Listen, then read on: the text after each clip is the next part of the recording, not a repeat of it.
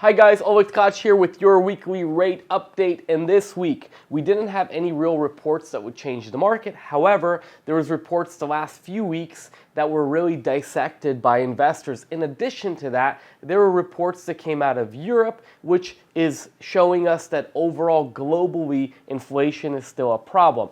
That just really supported all the reports that we're seeing on our end in the US. Therefore, investors are looking at it as inflation is a bigger problem than we realize, and it's continuing to push rates higher and higher and higher. How high? Well, now you see rates in the high sixes, low sevens, which the last time they were this high, it was back in November.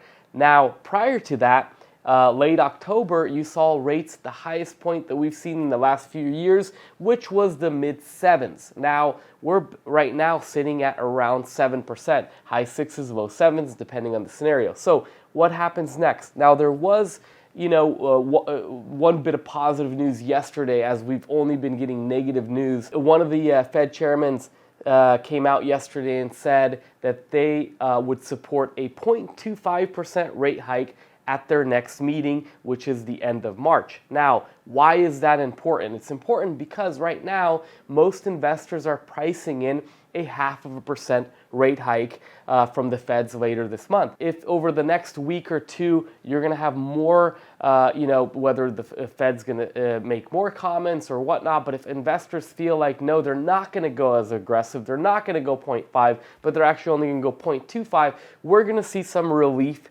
in rates, which is something we are all hoping for. So with that said, even though all that bad news and everything inflation-wise, there is a little bit of positivity that came out yesterday. When you look at how fast rates went up over the last 3 weeks, it's pretty dramatic. I mean, you're looking at high fives to now high sixes all within a 3-week period. Now, with that said, all depends on what the Fed is going to be doing or in what investors are anticipating they're going to be doing at their next meeting. We'll continue to keep you updated, but for now, that is your weekly rate update.